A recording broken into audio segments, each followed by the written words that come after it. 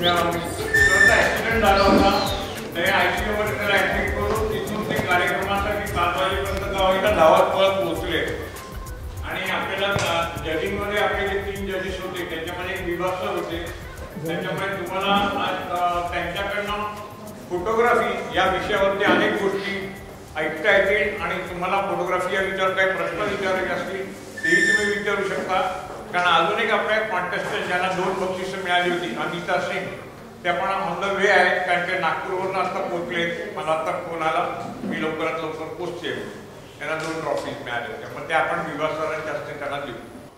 Yes. So आपल्या या सगळ्या फोटो फ्राय कॉन्टेस्टचे ज्यांनी जजिंग केलं होतं से Vibhas sir senior wildlife photographer आज आपल्यासमोर उपस्थित आहेत. एकदा big clap for them. Okay आपण त्यांचं स्वागत एक छान ट्रॉफी आणि गिफ्ट देऊन करणार आहोत.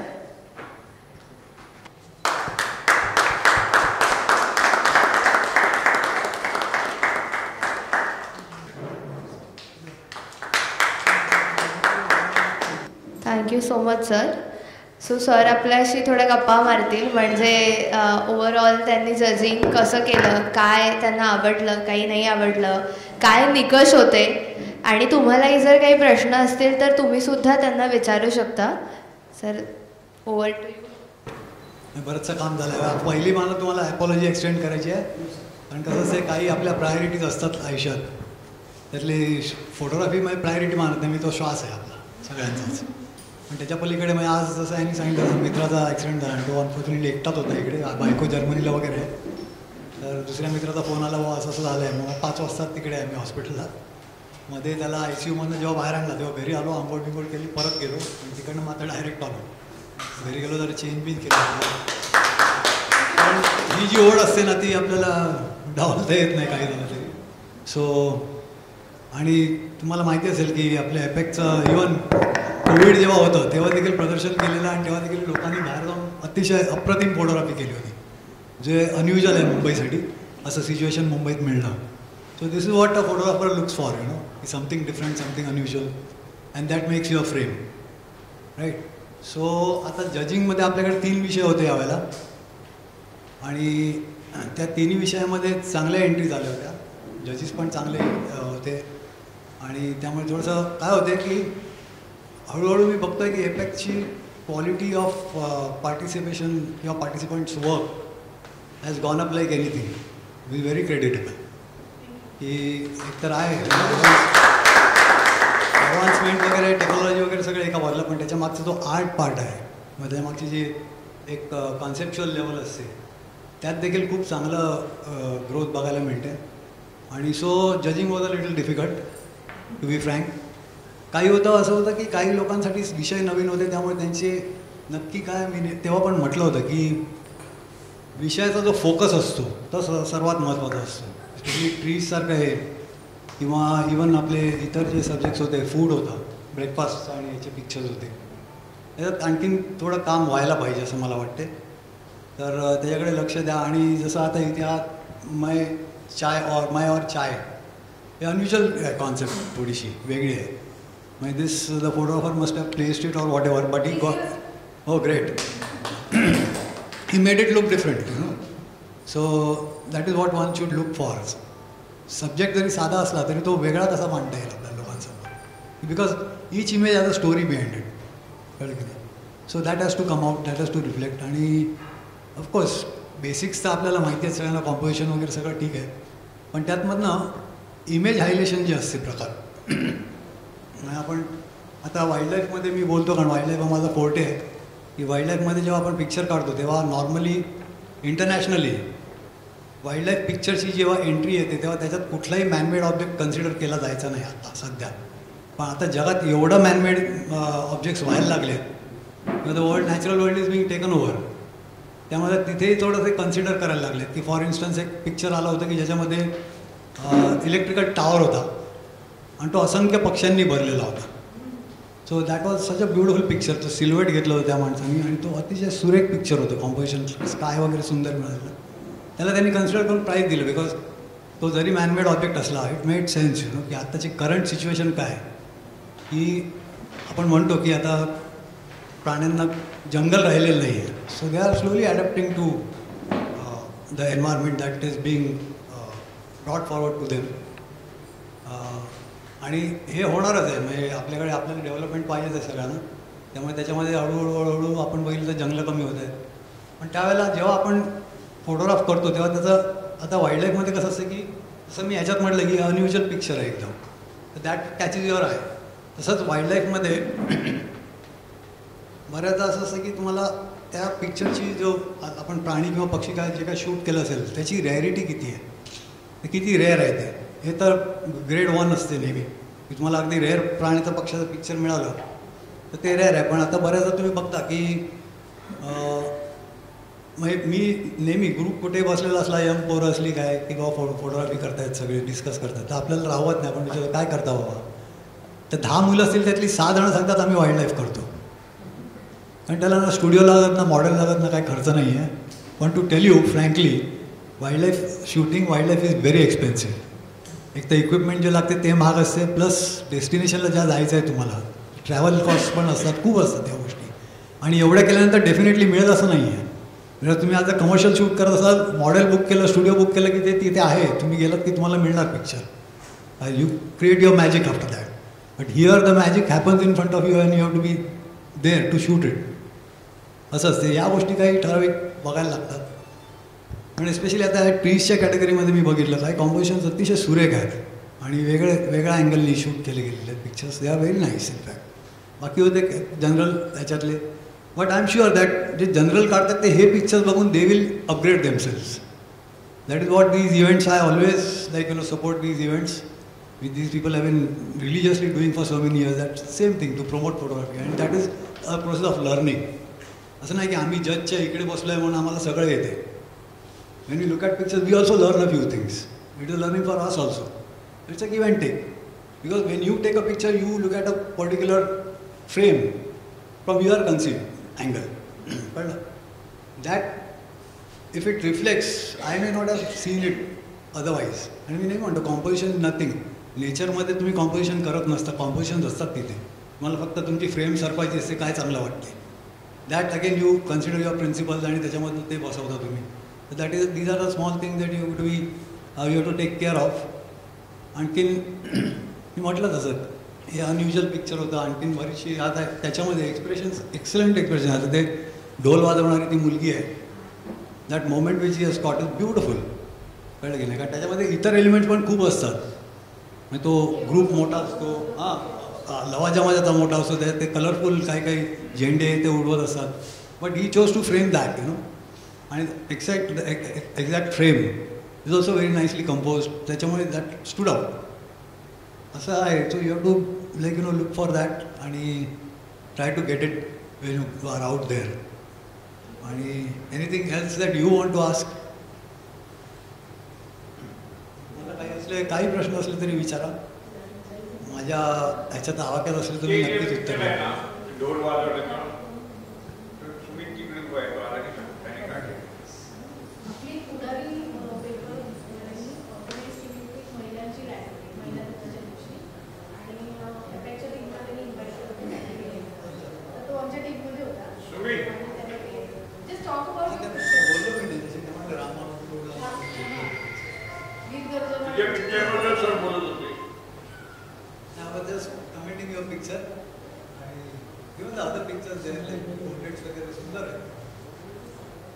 And I expect to see more better work next time. Not that this is bad, this is good, but this should inspire us people to go for something better. And top nobody knows in this. So, and there's a little bit of luck factor also involved. जैसे आम्ही wild मध्ये नेहमी म्हणतो की लक का साथ होगा तो मिलता है picture. So I've sat n number of times on branches of trees, on muck everywhere, and not got the picture. Yeah, that is the hard work that goes into it, but that's fun. So मजा असते. आत्ता मीला सांगत होती wild लाईफमध्ये खूप subjects आहेत. So the wise thing is to decide, start off general and then focusing on to your subject of your liking. कारण तसंच आता याच्यामध्ये देखील आपण स्टील लाईफ करतो. स्टील लाईफमध्ये सुद्धा लाईटिंग खूप महत्त्वाचा भाग आहे. कळलं की नाही? तो देखील बऱ्याच असं असतं की तुम्ही जेव्हा नॅचरल याच्यामध्ये जाता आणि म्हणजे रँडम जसं कॅन्डिड आपण शूट करतो तसं स्टिल लाईफ जेव्हा ॲट रँडम शूट करता, नॉट अरेंड ऑर लिट अप हे, तेव्हा देखील तो खूप इंटरेस्टिंग सब्जेक्ट असतो. साध्या गोष्टी असतात. आपण कुठल्याही मार्केटमध्ये गेलो तर मला आठवते नुसते आपल्याकडे एवढं कलरफुल मार्केट हा सब्जेक्ट इंडियात बघाल ना. मी फॉर्च्युनेटली महाराष्ट्रातले आदिवासी जे आहेत ते 16 डॉक्युमेंटरीज गव्हर्नमेंटसाठी केले आहेत 16 नोव्हेंबरची. तेव्हा मी जो फिरलो it experience, life time experience. म्हणजे त्यांची आठवड्याची मार्केट असतं किंवा महिन्याचं मार्केट असते काय काय रिमोट प्लेसेसमध्ये, आणि सगळ्या आजूबाजूच्या गावातनं लोक येतात आणि तिकडे मार्केट भरते. तो मार्केटचा जो मूड आहे ना तो वेगळाच असतो. In fact that one subject is enough for you to work for a lifetime. आता मी एक माझं चाललं आहे प्लॅन.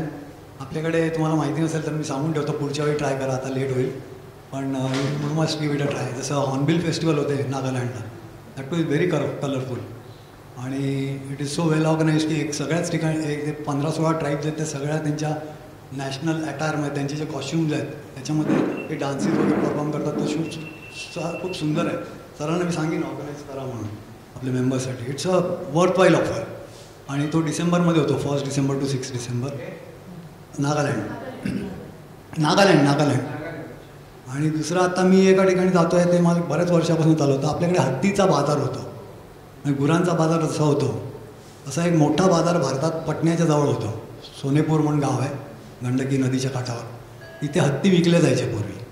आता ऑफकोर्स इट इज बँड. त्यामुळे ज्यांच्याकडे पेट पाळलेले एलिफंट्स आहेत टेम्ड, त्यांना जेव्हा पिलवतात तेव्हा ते एक्सचेंजमध्ये एक दुसऱ्यांना देतात. तर ते तिकडे आणतात आणि तिकडे इतर खूप प्राणी असतात, पक्षी असतात, कुत्र्यांच्या घोड्यांच्या जाती असतात वेगवेगळ्या. आणि that is different altogether different ball game to shoot that you know. So ते चाललं आहे माझं 15 तारखेला आता आहे ते नोव्हेंबरच्या. कुठला? गदड्यांचा. अच्छा. हो. Yeah so there are India no dearth of subjects. मी फ्लावर्स म्हटलं ना, फ्लावर्स आता मी 13 वर्ष व्हॅली ऑफ फ्लावर्स करतो आहे उत्तराखंडमधलं. ते जायचं म्हणजे तिकडे त्रास आहे. आधी इकडनं जायचं, पूर्वी आम्ही ट्रेननी जायचो, आता कळलं फ्लाईट आहे डायरेक्ट डेहराडूनला.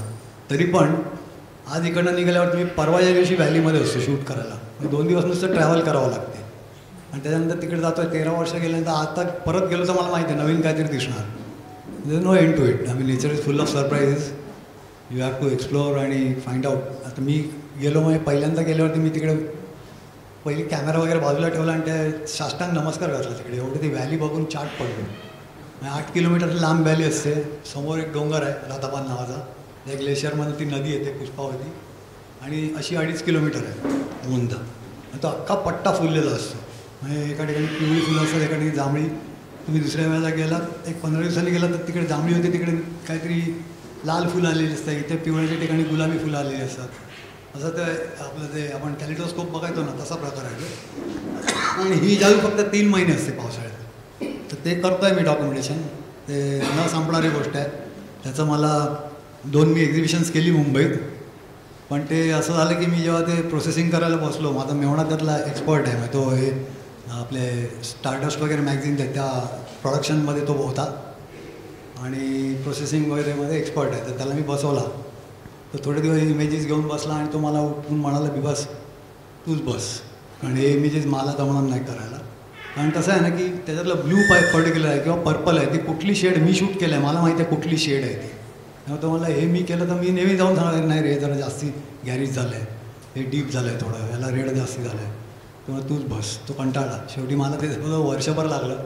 आणि आपले गोपाळ बोधे म्हणून एक एरियल फोटोग्राफर तुम्हाला माहिती असेल कदाचित, पायनियर आपल्याकडे, माझे खूप चांगले मित्र. ते माझ्या मागे लागून त्यांनी खूप माझ्या मागे म्हणजे सकाळी 8 वाजता फोन करायला, आजचा काय एजंडा आहे, त्याच्यामध्ये हे करणार उद्या, हां ठीक आहे. मग रात्री 8 वाजता फोन यायचा, काय काय झालं, असं करून त्यांनी वर्षभर मागे लागल्यामुळे ते एक्झिबिशन उभं राहिलं आणि ते करू शकलो मी. नाहीतर आपल्याला माहिती असते आपण शूट करतो आणि ते आपल्या एकदा स्टोरेजमध्ये गेलं की संपते तिकडे स्टोरी. तसं होता कामा नये. That is my request to you की आल्यावरती तुम्ही जेव्हा डाउनलोड करता तेव्हाच ती फाईल घेऊन बसा, त्यातले नको असलेले काढून टाका बाजूला, तेव्हा पिक्चर्स आणि यू वर्क ऑन दॅट. आणि मेन म्हणजे त्याचं टायटलिंग करा. Because you don't remember. You know आता हिनी फोटो काढला आहे, मी तिला बघितल्यावर विचारलं तो आंबोलीचा आहे का, सापाचा फोटो. तेवढं फिरल्यानंतर मला माहिती आहे कुठे साधारण काय मिळते. पण तुम्हाला उद्या ते आठवणार नाही कुठे काढलेलं. कारण जेव्हा तुझ्याकडे 10 सापाचे फोटो तयार होतील ना याच सापाचे, तेव्हा तुला लक्षात नाही राहणार कुठला कुठे काढला होता. And that become very important when you are doing wild life, की तो पर्टिक्युलर मोमेंट, पर्टिक्युलर पिरियड कुठला होता, काय हे थोडंसं नोट असेल तर आपल्याला पुढे फायदा होतो. आपलाच नाही, इतर लोकांनाही फायदा. आपण सांगू शकतो की बाबा मी नेहमी सांगतो, मी नेचर स्टडी करताना मी एखादी गोष्ट, मी एकदा आर्टिकल लिहिलं होतं लोकप्रभामध्ये. म्हणजे लोकप्रभाचे 4 अंक यायचे, शेवटच्या अंकात फोटोग्राफीवरती मला आर्टिकल लिहायला सांगितलं.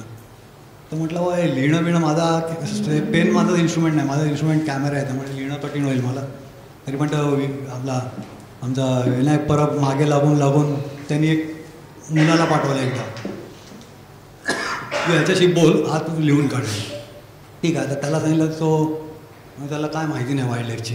म्हणजे हा काय विचारायला बोलणार. मी त्याला सांगितलं नको व्हायला पाठवू नको. मग दुसऱ्या मुलीला पाठवलं. तिने मला विचारलं एक पर्यंत, त्याच्याशी बोलायला लागलो. मी तिने मला विचारलं, ती नोट्स घेत होती. ती म्हणाले सर तुम्ही ते वाघाची फोटो काढायला कुठली लेन्स वापरता म्हणाला.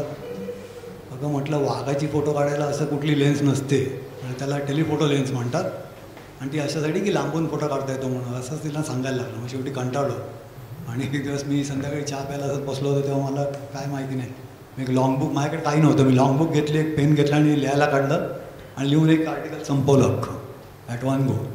ते दिल्यावर लोक खुश झाले, अरे तू लिहू शकतो यार.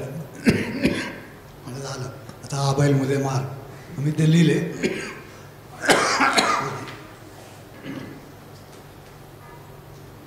सकाळपासून ते हॉस्पिटलचं AC बांधलं. तर त्या आर्टिकलमध्ये मी असं केलं होतं की मला 12 आर्टिकल लिहायची होती. आणि मी असं केलं की आता जानेवारीचं आहे, तर मग 2 महिन्यांनी तुम्ही कुठे जाऊ शकाल वाईल्ड लाईफ फोटोग्राफीसाठी, आणि तिथे तुम्हाला काय मिळू शकेल, कसा पोचायचा वगैरे हे सगळं होतं. तर ते मी जानेवारीमध्ये लिहिलं होतं. नंतर मग फेब्रुवारीमध्ये त्याच्या पुढच्या 2 महिन्यांनी कुठे जाऊ शकाल, म्हणजे तुम्हाला ती वाचल्यानंतर 1 महिना तयारी करायला मिळते आणि तुम्ही जाऊ शकता. तर असं ते आर्टिकल लिहिलं होतं. आणि त्याच्यावरती मग कमेंट्स आले, लोकांना आवडलं ते. तुम्ही आणखीन लिहा. म्हटलं नको बाबा, बस झालं, एवढं नाही. बोलायचं असेल तर आपण बोलू शकतो, 2 तास काय 2 दिवससुद्धा बोलू शकतो बसून. कारण कसं आहे ना, एक्सपिरियन्सेस आहेत ते अगदी युनिक आहेत सगळे. म्हणजे आदिवासी डॉक्युमेंटरीज असो किंवा वाईल्ड लाईफमध्ये फिरणं असो किंवा गड किल्ले किंवा रॉक क्लाइम्बिंग करत असतानाचे असो एक्सपिरियन्सेस, ट्रेक्सवरचे एक्सपिरियन्सेस असो, आणि जनरल आपण जेव्हा फिरतो तेव्हा जे बघतो आजूबाजूला खूप काही नवीन शिकण्यासारखं असते. आपण मुंबईत राहतो आणि शिकलो आहे म्हणजे आपण सर्वच शहाणे झालो आहे असं नाही आहे. जेव्हा जातो तेव्हा लोकांना मी नेहमी सांगतो की लोकांना रिस्पेक्ट करा, त्यांचं नॉलेज आपल्यापेक्षा खूप जास्त असते, कारण ते तिथे वाढलेले असतात. आणि याचा फायदा आपल्याला खूप होतो आउटडोअरमध्ये, की समुद्रावर शूट करत असताना त्यांना माहिती असते बाबा हा इथे आता इथून निघायला पाहिजे, कारण टाईड येतं आतमध्ये. आपण बऱ्याचदा मी नेहमी सांगतो मरीनवरती आता आमचे बरेच लोक काम करत आहेत, सांगतो पहिली जाताना तिकडे टाईड टायमिंग्स बघून जा, कारण अशा ठिकाणी असतो आपण आपल्याला कळत नाही, आपण त्या शूटिंगमध्ये एवढं गर्क असतो की आजूबाजूला आपल्याला भान नसते. त्यामुळे कधी कधी होते असं झालेलं आहे, म्हणजे पाणी रॉकवरती माणूस स्टँडर्ड राहिले आणि पाणी भरलं आहे भरतीचं, आणि त्याच्यामुळे प्रॉब्लेम झाले. त्यामुळे लोक येऊन मग त्याला रेस्क्यू केला वगैरे असे होतं. तर आपण ती काळजी घ्यायची असते नेहमी आउटडोअर करताना, इव्हन चोऱ्या माऱ्या. त्यामुळे आपलं आउटडोअर गेल्यावरती कुठेही ट्रॅव्हलमध्ये आपलं लक्ष इक्विपमेंटमध्ये पाहिजे. मी डोक्याला घेऊन झोपतो, वेळ पडली तर कॅमेरा पायाखाली पण ठेवतो मी. तेवढं काय मी हे मानत नाही की बाबा देव आहे माझा पाय नाही, ते आहे तेव्हा आहे, नाही तेव्हा त्याची सिक्युरिटी मला महत्त्वाची आहे. तो देव नसला गेला तर काय करणार उद्या. त्यामुळे ॲडॅप्ट टू दॅट आणि take care of your equipment. आणि इक्विपमेंट हळूहळू मी आता जेवढे माझ्याकडे नवीन फोटोग्राफर, म्हणजे नवीन लोक असं नाही, जे नवीन फोटोग्राफीमध्ये त्यांना सांगतो आता तुम्ही हे विसरून जा सगळं, इंटरचेंजेबल लेन्सेस वगैरे. आता डायरेक्ट तुम्ही हाईट घ्या, that will give you the required, तुम्हाला जे पाहिजे आहे एक्सपेक्टेशन ते त्याच्यात नाही मिळत. आता मी वापरलेला मध्ये P9900 एकाने मला दिला, बघ जरा नवीन आहे.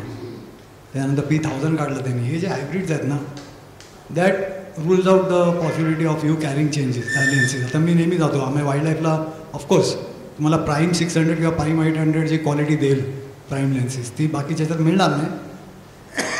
पण दरवेळेला तीच क्वालिटी पाहिजे असं काही नसते. आणि आपले रिप्रोडक्ट झाले तरी कुठे होणार, आपले मॅगझिनमध्ये होणार.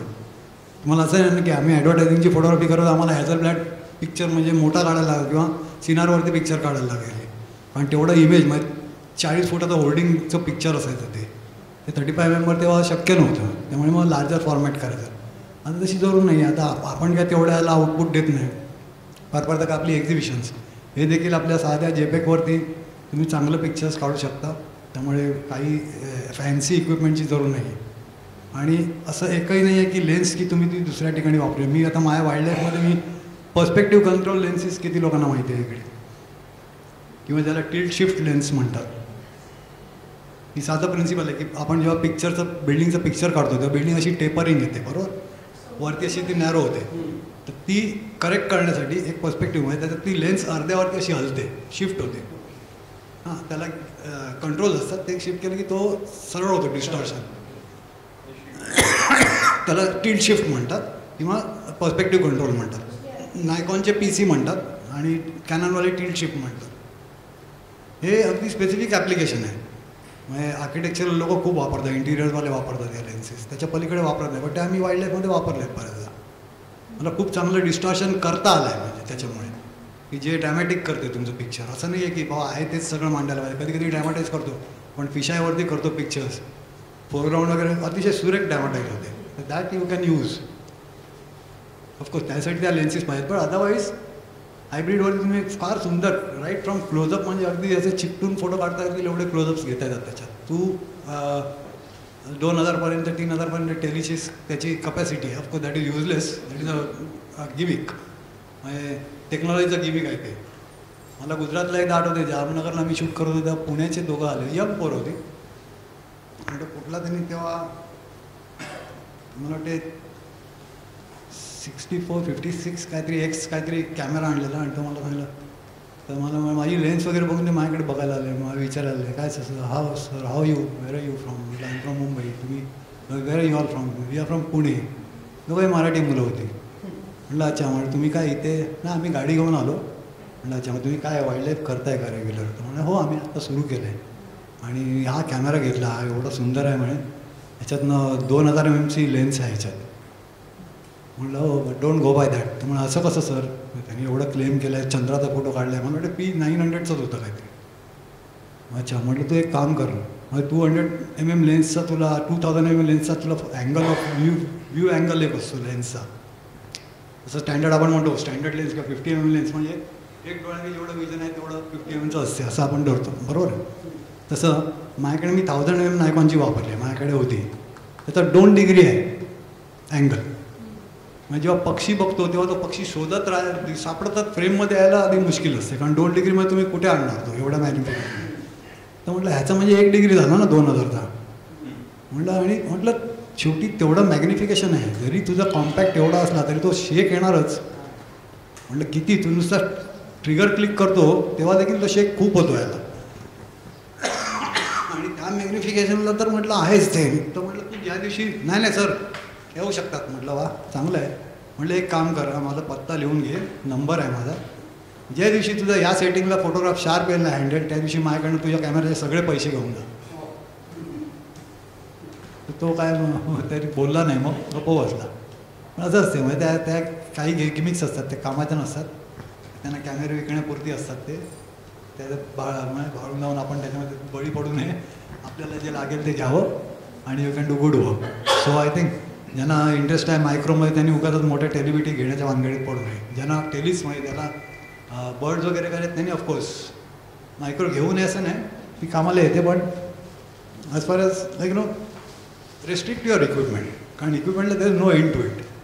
हा लाखो रुपये इक्विपमेंटमध्ये घालून आता मी आत्ता मोठ्या मुश्किलीने मी धनत्रयोदशीला माझी बायको म्हणाली, अरे काहीतरी सोनं बिनं घ्यायचं आहे. म्हटलं घे ना. मग मी कॅमेरा घेतो म्हटलं. तर मी Z8 घेतला आता. पण तुम्हाला Z8 मी हातात घेतला तेव्हा मी घाबरलो ॲक्च्युली तो कॅमेरा बघून, कारण एवढा AI बेस्ड टेक्नॉलॉजी आणि आपल्याला सवय नसते. आणि त्यातमध्ये काय ठेवलेलंच नाही फोटोग्राफरला काढण्यासाठी, सगळं कॅमेरा करतो, मग काय जरूर आहे. पण of course it has its own advantages to certain extent. आता साधी गोष्ट, त्यात एक प्री शूट नावाचा मोड आहे. मी Z8बद्दल वाचलं आहे का बघितलं आहे मला माहीत नाही, कोणी वापरलं असेल तर आपण नेहमी पिक्चर जेव्हा काढतो तेव्हा फ्लाईट आहे, पक्षी उडतो आहे, पटकन उडा जातो किंवा झडप मारली करायला, आपण तो पिक्चर आपलं ते मोमेंट मिस होते, अरे यार चुकला.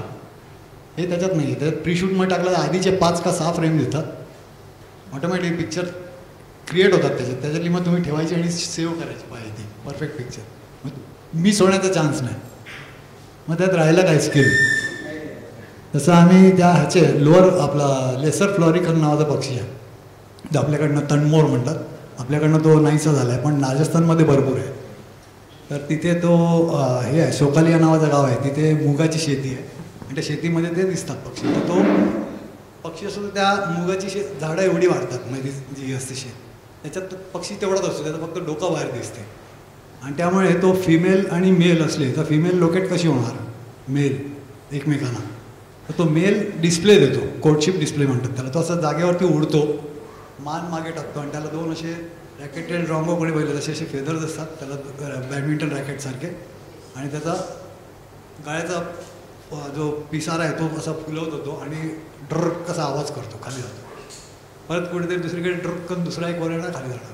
तर ते ट्रॅक करत असताना माझ्याबरोबर एक डॉक्टर होते. तर कॉल तुम्ही ऐकून बघता कुठे हा इथे आहे, मग त्याला हळूहळू शोधत जायचा दिसतो तो. पण तो जेव्हा वरती येतो तेव्हा दिसतो, अदरवाईज दिसणं शक्य नाही कारण तो लपत फिरत असतो. आणि त्याला बघून मग मादी येते तिकडे आणि मग त्यांचं मीटिंग होते, असं आहे ते बेसिकली. तर तो प्रोसेस त्यांची चालू असते. आणि त्यात आमच्याबरोबर एक डॉक्टर होते पुण्याचे, फार मोठे सर्जन आहेत ते आणि डॉक्टर आहेत, त्यामुळे त्यांच्याकडे काही नाही, फक्त एक तो त्यांचा नायकॉनचा मला वाटतं तेव्हा ते एकदम हाय एंड कॅमेरा कुठला तरी घेऊन यायचे आणि 800mm टेली घेऊन यायचे. फक्त कॅमेरा आणि टेली त्या केसमध्ये टाकून तेवढंच घेऊन यायचे. आणि त्यांचं टार्गेट आहे बर्ड्स. मग त्यांनी सांगा अजून मी आता माझे 600 झाले, आता 700 झाले, असं काउंट त्यांचा मला नेहमी मेसेज येत असतो की कुठे. आणि काही नाही, पैशाची काही कमी नाही आहे, त्याच्यामुळे वेळ मिळतो, पेशंट नसतात तेव्हा ते कुठेही जातात. म्हणजे कुठेही म्हणजे अंदमानला तर अंदमानला. आज गेले 2 दिवस शूट केलं, परत आले, फ्लाईटने येतात आणि शूट करून येतात. तर त्यांना रात्री आम्ही आलो आणि शूट केलं, तर मी त्यांना दाखवले माझ्या बघू पिक्चर. तर मला पिक्चर दाखवले, अरे मस्त आहेत रे. माझ्याकडे म्हणजे तुम्ही काय किती काढलेत पिक्चर? 1.5 पिक्चर काढले सकाळच्या सेशनमध्ये फक्त म्हणजे. आणि संध्याकाळी काय 2 तास आम्ही गेलो तेव्हा, पण संध्याकाळी एवढी ॲक्टिव्हिटी नव्हती. म्हणलं एवढं हो, पण मला असं त्याचा ॲपेक्स त्याचा नाही मिळाला अजून पिक्चर. म्हणून माझ्या बाजूला ते शूट करत होते, तर त्यांचं ते मशीन गन चालायची ट्रक करून, हा बस्ट मोडमध्ये टाकून. आणि त्याला 10 frames per second नायकॉनला होता, त्यामुळे ते शूट करायचे. आणि त्याच्यात मग म्हटलं हे तुम्ही कसं काय शूट करता, तुम्ही जेव्हा टाकता तेव्हा समजा 6 frames per second आहे, तुम्ही कधी तर तो दिसला की मी क्लिक करतो. म्हटलं मग त्याचा ॲपेक्स जो असा त्याचा हे आहे ग्राफ आहे, इथून गेला इथे 0ला आला आणि खाली आला, तर 0ला तुमची फ्रेम पडेल असं काय गॅरंटी आहे? त्याचा काय मार्क आहे का तिकडे? तर नाही. म्हटलं मग तुम्ही ठरवता कशी तो? म्हटलं त्याच्यात एक लक्षात ठेवा, म्हटलं बघताना तुम्ही फ्रेममधनं जेव्हा बघताना तेव्हा पक्षी तुम्हाला दिसत असतो, तो जेव्हा तो उडी मारणार असतो त्याच्या आधी तो काउंटर आपण फोर्स घेतो ना, तसा तो डक होतो थोडा आणि मग उडी मारतो. तर डक झालं हे तुम्ही कील लक्षात ठेवा की आता तो वर येणार. आणि तेव्हापासून तुम्ही तुमचं टायमिंग करा आणि शूट करा. आणि यू ऑब्झर्व 2-3 उड्या तो उडी मारत राहणार आहे 1 तासभर तरी. तर 2-3 उड्या, कारण फिमेल एवढ्या लवकर मिळत नाही, त्याच्यामुळे तो बिचारा कष्ट करत राहतो. सो 2-3 वेळा त्याची एक तुला ती हाईट कळेल कितीपर्यंत जातो आहे तो. आणि त्यावेळेला तुम्ही पिक्चर तेव्हा तुम्ही 2 किंवा 3 वरती बस ठेवून पिक्चर करा, so that you don't miss that. आणि त्या पॉईंटला शूट करा. दुसऱ्या दिवशी त्यांना ते पिक्चर मिळाले. तर म्हटलं हे असते, म्हणजे तुम्ही जेव्हा टेक्नॉलॉजी काहीतरी एक गोष्ट सांगते ती आपल्याला अप्लाय कशी करायला पाहिजे हे माहिती पाहिजे. त्यामुळे खूप माझ्याकडे आता स्टुडंट्स येतात, शारी अकॅडमीला मी जातो फॅकल्टी म्हणून, नंतर सिम्बायसिसला जातो, सगळे येतात. ते कधी आयुष्यात कॅमेरा घेतलेला नाही, आईवडिलांनी पाठवलं आहे कोर्सला. ते 850 घेऊन एक मुलगी आली होती, म्हटलं तुझ्यापेक्षा तर कॅमेराचं वजन जास्त आहे. म्हटलं काय? मग त्याच्यामध्ये मी नेहमी सांगतो तुम्हाला एक पुस्तक दिलं आहे त्याच्यावर मॅन्युअल. आता अनफॉर्च्युनेटली मिळत नाहीत मॅन्युअल, ऑपरेशन मॅन्युअल मिळते कॅमेराचं. तर ते म्हटलं तुम्हाला कशाला दिलं आहे कॅमेरा, ते वाचा म्हटलं, त्यात सगळं आहे. आणि तुमच्या हातात जर एखादं मशीन आहे, त्या मशीनची फंक्शन्स माहीत नाही तर फायदा काय ना ते मशीन घेऊन. तर मला त्याच्यातले एवढे आता जसं FM हे ते बँडविड मलाही फार टेक्नॉलॉजी समजत नाही, यूट्यूब काय भानगडी. पण ते सगळं ज्यांना माहिती आहे ते आधी तुम्ही पुस्तकात वाचा ना, म्हणजे तुम्हाला कळेल बा या मशीनमध्ये हे पॉसिबिलिटीज आहेत, यू कॅन ट्राय दो जाऊ. आणि त्यात त्यात भीती नाही आहे काय की काय वाटलं सेटिंग चुकलं तर तुम्ही you go back to factory setting, your camera is normal.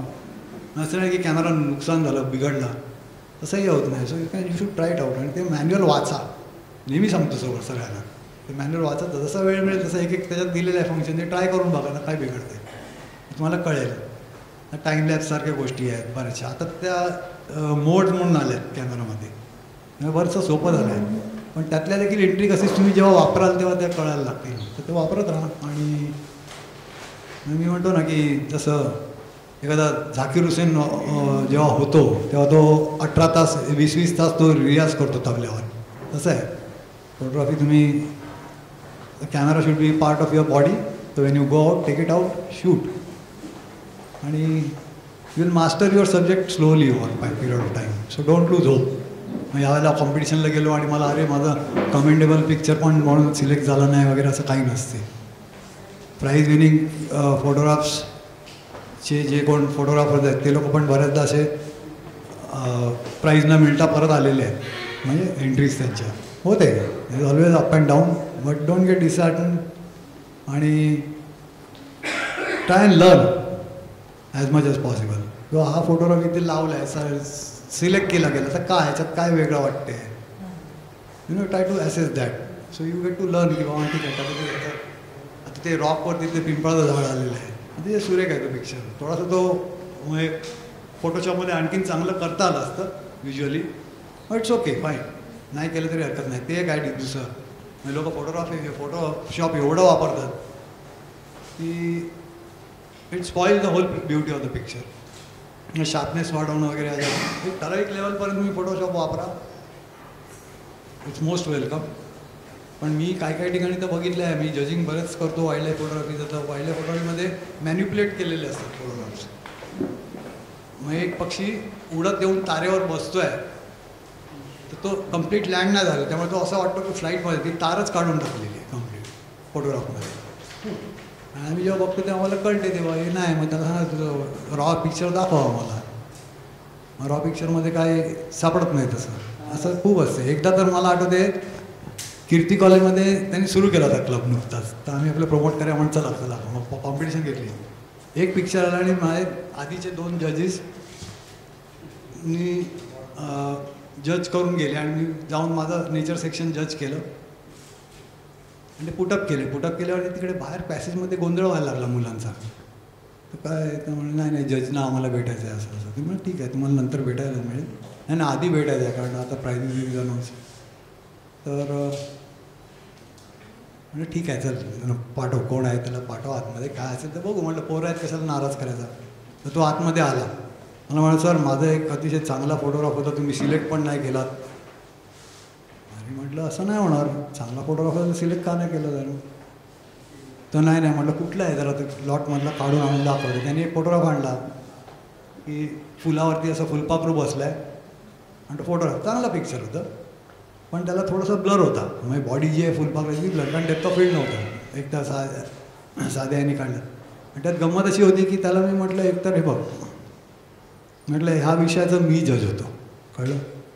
आणि मला ज्यावरती जज म्हणून बोलवलं आहे त्यामुळे माझा याच्यातला अभ्यास थोडासा आहे असं मी मानतो. तुला एक गोष्ट सांगू का, हे गार्डन फ्लावर आहे, म्हणजे हे हायब्रिड व्हरायटीचा फ्लावर आहे गार्डनचं डेव्हलप. ते खरं म्हणजे ह्याच्यामध्ये येत नाही कॅटेगरीमध्ये, पण तेवढे रूल आपण स्ट्रिक्टली फॉलो करत नाही, किंवा आता ते लोकही ते रिलॅक्स करायला लागलेत, म्हणजे ते ठीक आहे. बटरफ्लाय कुठला माहिती आहे का तू मला सांग. म्हटलं बटरफ्लायची फोटोग्राफी कधीपासून करतो आहे. नाही सर आता मी 8 महिने झाले. अच्छा म्हटलं तू पुस्तक कुठलं रिफर करतो आहे. नाही पुस्तक नाही बघत आहे कुठलं. म्हणजे मग फुलपाखरू कुठलं ओळखायचं नाही का तुला कुठलं. तर नाही तसं नाही, मला आपलं चांगलं वाटतं ते मी काढतो. म्हटलं ठीक आहे. म्हटलं हे फुलपाखरू अमुक जातीचं फुलपाखरू आहे, आणि हे जे दिसते आहे ना ते तू मेलेलं फुलपाखरू फुलावर ठेवून फोटो काढलेस. नाही सर असं कसं म्हणता तुम्ही, ही गॉट ऑफेंडेड, वैतागला माझ्यावरती. असं कसं म्हणता तुम्ही, हे काय मित्रांना वगैरे सांगायला हे काय वाटेल ते बोल. म्हणलं हे फुलपाखरू जे आहे ना ते अमुक जातीचं आहे, आणि त्याची ही अंडर साईड आहे विंगची, कळलं. त्याचं अपर विंग आणि अंडर विंग असते, कळलं. ते 2 वेगळे मार्किंग असतात, आणि हे खालचं मार्किंग दिसतंय, आणि हे जे आउटफोकस झालेलं नाही ते त्याचं पाठ नाही आहे, त्याचे पाय दिसत आहेत. मग त्याला ॲक्च्युली पेन घेऊन मी काढून दाखवले, हे 1 पाय 6 पाय असतात बरोबर, हे 6 पाय दिसतात आहेत. मग त्याकडे काय बोलायला राहिलं नाही. म्हटलं त्यामुळे एक लक्षात ठेवा, म्हटलं जजेसना कुठून तरी ऐरेगैरे आणून बसवलेले नसतात, मग त्यांना शक्यतो चॅलेंज करत जाऊ नये आपण.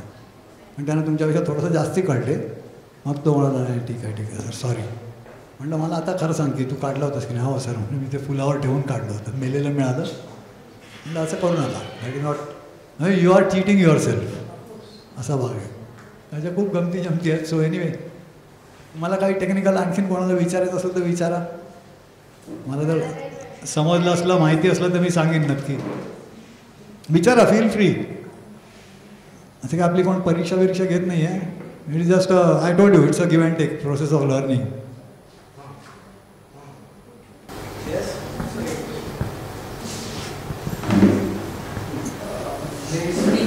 फोटो एक्झिबिशनला पाठवले तर ते रिजेक्ट होतात किंवा असं काही कसली?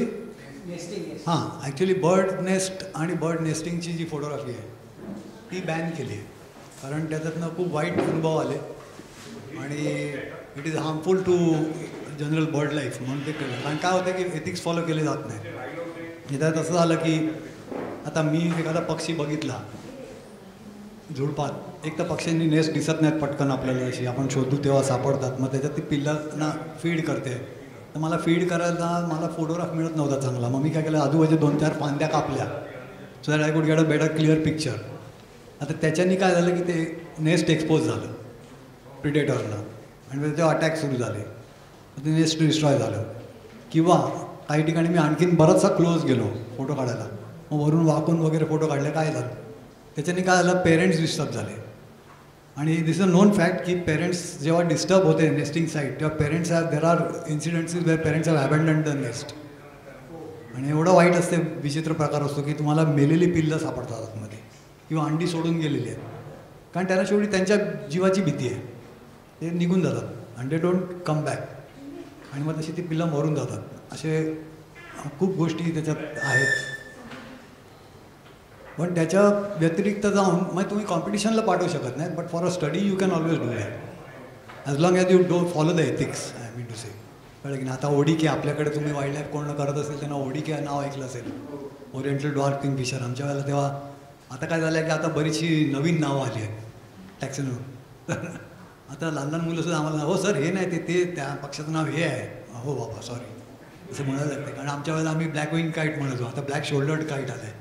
जसं असे अनेक उदाहरण. तो 3-toed किंगफिशर होता पूर्वी, तो आता त्याला ODK म्हणतात, ओरिएंटल डॉर्क किंगफिशर. ओरिएंटल बरंच आलं आहे बऱ्याच ठिकाणी, ओरिएंटल आणि बाजार सारखं.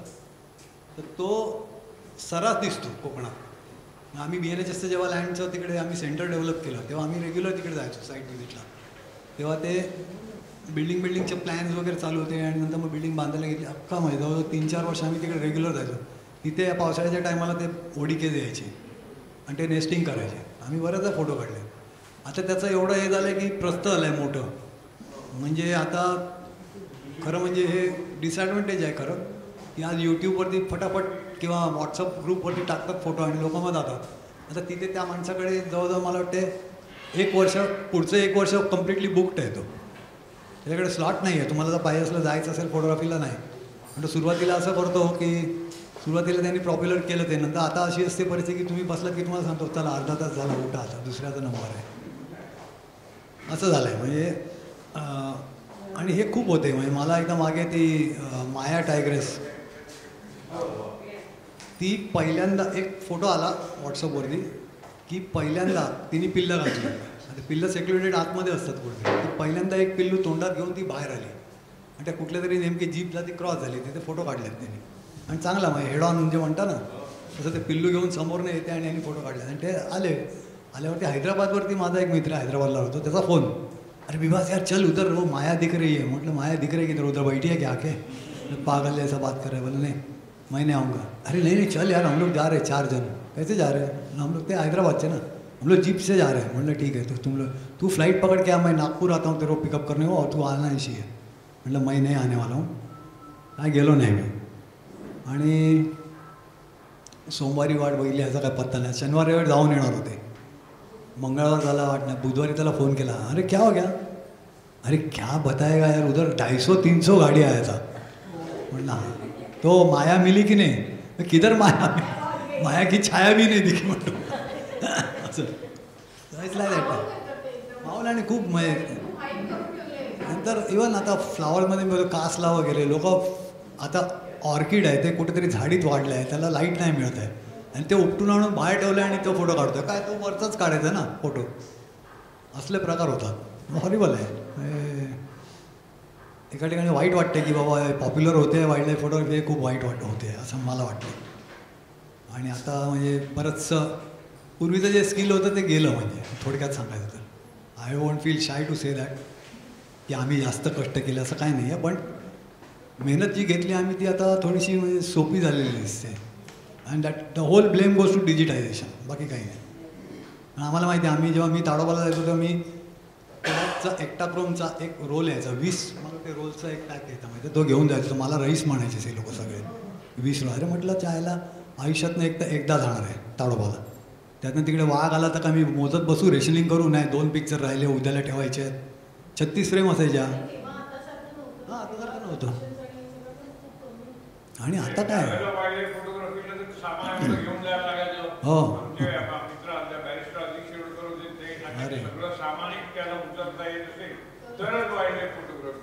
अरे तो एक मोठा प्रॉब्लेम झाला. मी नेहमी सांगतो ना की तुम्ही कॉम्पॅक्ट इक्विपमेंट ठेवा. आता तुम्ही जाता, तुम्हाला एअरलाईन्स हँड बॅगेज किती देते? 7 किलो. माझी लोडेड सॅक असते, कॅमेराची सॅक फक्त, त्याच्यात काही म्हणजे माझा पासपोर्ट पण नसतो, तो पाऊचमध्ये असतो किंवा काय जे असेल ते तिकीट पैसे. कॅमेराच्या बॅगमध्ये कॅमेराच्या आणि लेन्सेसच्या व्यतिरिक्त काही नसून सुद्धा ती 14 किलो ते 16 किलो असते. आता दरवेळेला एअरपोर्टला गेल्यावर मला थांबवतात, काय आहेत ना, आणि त्यांना ते एवढे शार्प असतात ना, मुलं मुली तिकडे जे कोण असतात ते, त्यांना कळते तुमच्या एकंदर बॉडी पोश्चरवरून घ्यायची बॅग जड आहे. तुम्ही ट्रॉलीतनी कार ठेवून गेली तरी ते काढून बे करायला लावतात, बरोबर लक्षात येईल त्यांना.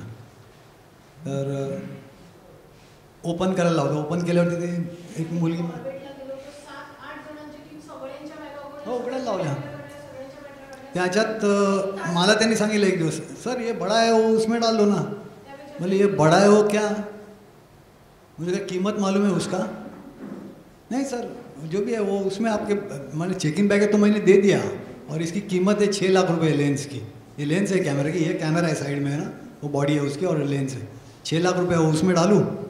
आप गारंटी देंगे क्या? आप खाली वो एक हमारा सिग्नेचर लेंगे वहाँ की, we are not responsible for anything damage in transit. जरी फ्रॅजाईल बिजाईल लावलं तरी, आता तर फ्रॅजाईल पण लावत नाहीत मला वाटते पॅकेजवर. हां नुसतं, आणि ते हँडल शक्यच नाही इक्विपमेंट टाकणं. आपलं एक नवीन जन्माला आलेलं पोर कुठे असं तुम्ही बांधून टाकाल का कुठे, तशी परिस्थिती आहे ती. आपल्यासाठी तेच आहे ते, कॅमेराच्या लेन्समध्ये काय आपलं पोरच आहे ते. आपल्यापेक्षा आपण जास्ती त्याला सांभाळतो. मी नेहमी एकदा माउंटेनिअरिंगला गेलेलो तेव्हा माझ्याकडे ही होती 600 mm होती. ते माझ्याबरोबर जो होता तो म्हणला, सर एवढी मोठी लेन्स काय कशी पेलवते? एक काम करतं म्हणजे, तुझं एकच काम आहे इकडे, मी पडलो तर कॅमेरा पकडायचा, मला नाही पकडायचा म्हणून, जाऊ दे असं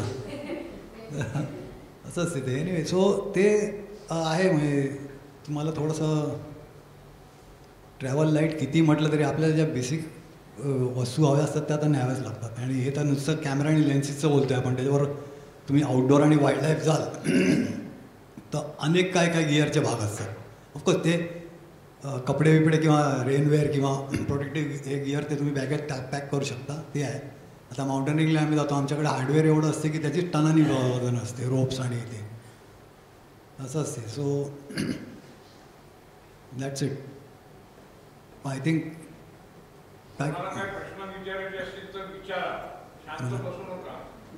बिफोर दॅट तुमचं ओके ना, मला सांगितलं ते कळलं. या माझे 2 प्रश्न. एक तर तुम्हाला आत्तापर्यंत सर्वात थ्रिलिंग किंवा चॅलेंजिंग एक्सपिरियन्स फोटोचा एखादा, की ज्या फोटोने खूप त्रास दिला किंवा काहीतरी वेगळं युरेका मुवमेंट होता, असं काय असेल तर एक्सपिरियन्स शेअर करा. आणि दुसरं, घरात एवढं संगीत असताना तुम्ही कॅमेराकडे आणि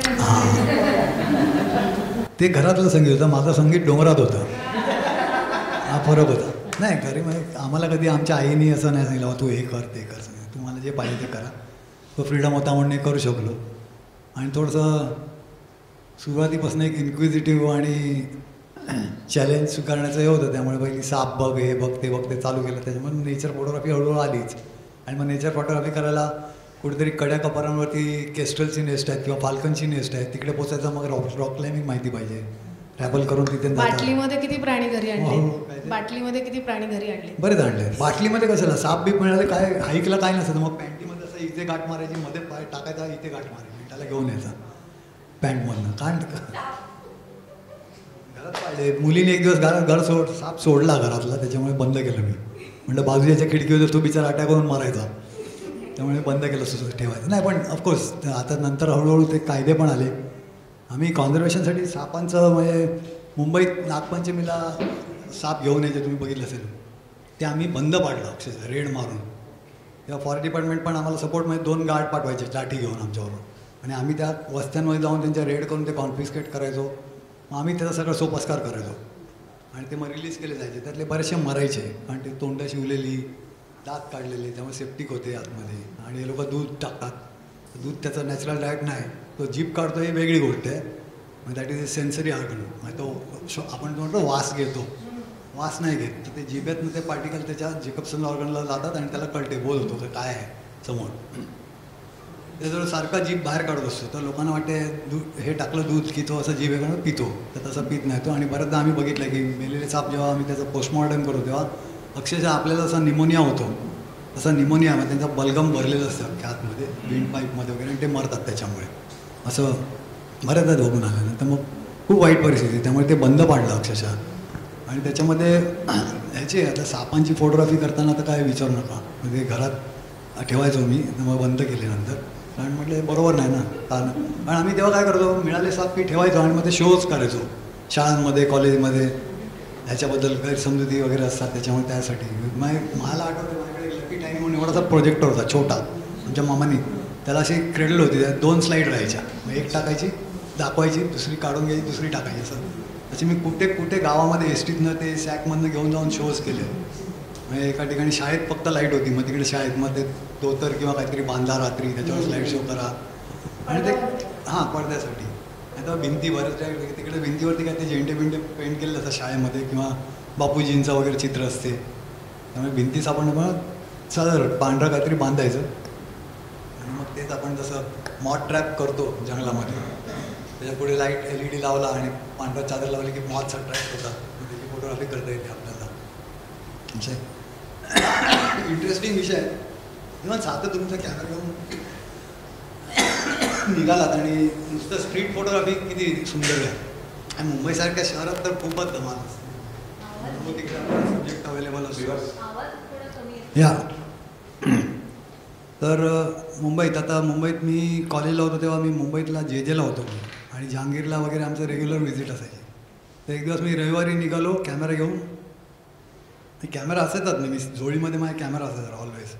आणि त्यावेळेला परवडायचं नाही, ब्लॅक अँड व्हाईट रोल टाकायचो, ऑर्वोचं यायचं रील, ते घ्यायचं, भरायचे डबे, आणि मग ते जरा टाईट भरायचे, म्हणजे त्याच्यात 40 फोटो वगैरे येतात, असं 38-40.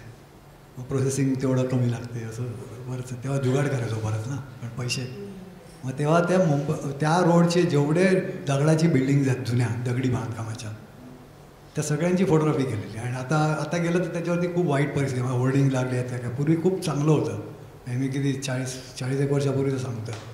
तेव्हा सुंदर, आणि रविवारी ट्रॅफिक नसायचं, त्यामुळे शांत फोटोग्राफी कुठेही रस्त्याच्या मध्ये उभे राहून समोरच्या बिल्डिंगचा फोटो काढा वगैरे करताय. ते मी काढले होते. आमच्या एका मीडियामधल्या एका मित्राने नेले ते अख्खी नेगेटिव्हची सेट, आणि ते गायबच केलं त्यांनी. त्यामुळे खूप चांगला डेटा होता तो. पण खूप विषय मुंबई सिटी घेऊन जरी केलं तरी खूप काम. कॅमेरा घेतला आणि पडून राहिला असं होत नाही, असं होऊ देऊ नका. जे माझं मी केलं आता Z8 काढलेलंच नाही आहे बाहेर, जाणत नाही झालेलं खरं म्हणजे. पण आहे, चाललं आहे थोडंसं. फिल्मचा पण डोक्यात विचार आहे, त्याचा फोटो चांगला आहे म्हणतात, बघायचं आता वापरून. सो आता येस जस्ट त्याच्याबद्दल बोलावं असं वाटतंय की म्हणजे नेमका बर्डर आणि फोटोग्राफ आता काय झाले, इतकी चांगली इक्विपमेंट आलेली आहे आणि एखादी पर्च लावली जाते एका हॅबिटॅटला कुठेतरी की जिथं म्हणजे स्पेसिफिक म्हणायचं तर ODKF असेल किंवा APFC असेल, हे सगळे. आणि ते खरे बर्डर नाहीये. तुमच्याकडे टोप्यावड्या लेन्सेस आहेत तर ते इतक्या पर्चला चिपकून बसतात. 3-4 फुटावर APFC कधी येणार, तो कधी आंघोळ करणार, किंवा त्याचं म्हणजे बाथ आणि त्याचं नंतर क्लिनिंग किंवा त्याला पाणी प्यायचं असतं तर पिऊन देत नाही. असं म्हणजे 2-3 उदाहरणं म्हणजे पुण्यातली सिंहगड आहे, 70-80 फोटोग्राफर ते सुरू झालं ते.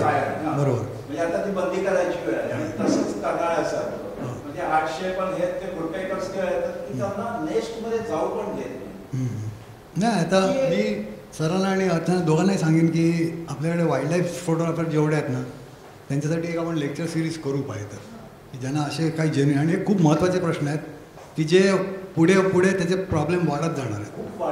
कारण आता यांनी जे सांगितलं ना पर्च, आय वॉज शॉक. हो, मी आय वॉज शॉक. म्हणजे ते पुण्याला त्या सिंहगडला जातो, तिथे लेफ्टला गेलं की एक वॉटर बॉडी आहे, तिथे सकाळी जातो. कुठली व्हॅली ती? सिंहगड व्हॅली. हां, तिथे एक माणूस आपली काठी लावतो, अशी रोवतो, तो पर्च आहे आणि तो माणूस तिकडे असतो. तर मी एकदा गेलो तर मला मित्र म्हणाले तिकडे जाऊया, तिकडे मस्त मिळतात ते काय ठराविक मार्केटरी बोलवतात आणि ते तुम्हाला तिकडे ते येऊन पर्च लावले, तेव्हा पर्चवरती येऊन बसतात आणि मस्त फोटोग्राफी मिळते. तर मी म्हटलं ठीक आहे, मग तो माणूस कोण आहे ते मला ओळख करून दे जरा, तो पर्च लावणारा कोण आहे ते. ह्याला काही कळलं नाही. तिकडे गेल्यावरती म्हटलं कोण आहे का रे तो? नाही, तो आलेला नाही. येईल पण आला की नक्की ओळख करून द्या. का रे एवढं काय? म्हणजे पहिली पर्च काढून त्याला बडवायचं आहे मला. म्हटलं पर्च लावलं म्हणजे त्याचा पर्च याला काय अर्थ आहे म्हटलं. मग उद्या तो टोकन घेईल, माझ्या पर्चवरती बसले फोटो काढले 100 रुपये द्या. याला अर्थ नाही ना. आणि you're disturbing the whole ecosystem होतं. हॅबिटॅट तुम्ही डिस्ट्रॉय करताय. पर्च आर्टिफिशियल लावणार. तसंच आता बऱ्याच ठिकाणी आपण सातारला वगैरे जातो, ठिकाणी नॉर्थला वगैरे जातो, आपल्याकडे पण सुरू केलं आहे ते बर्ड कॉल प्ले करतात, which is extremely bad for birds, against nature. की हां आहेत. आणि तेच तर आहे ना, तो बर्डर आणि ह्याचं जे म्हणालेत की फोटोग्राफर, तो बर्डर म्हणजे आम्ही जेव्हा असं आमच्या जमान्यात म्हणत म्हणजे असं काहीतरी बाबा आदमच्या गोष्टी सांगतो असं नाही आहे, पण ऑफ रिसेंटली ऑल्सो आम्ही जेव्हा म्हणजे फोटोग्राफी एवढं डिजिटायझेशन झालं नव्हतं तेव्हापर्यंत जी फोटोग्राफी चालायची ती देवर बर्डर्स आणि देवर फोटोग्राफर्स, दोनच भाग होते. आता बर्डर आणि फोटोग्राफरचं मर्जिंग जे झालं आहे ते खूप धोक्याचं आहे. कारण आपण बघतो की पोर्ट्रेट्स काढले असतात पक्ष्यांचे. मी नेहमी सांगतो अरे तुम्ही त्याचा बिहेवियर काढा ना काहीतरी.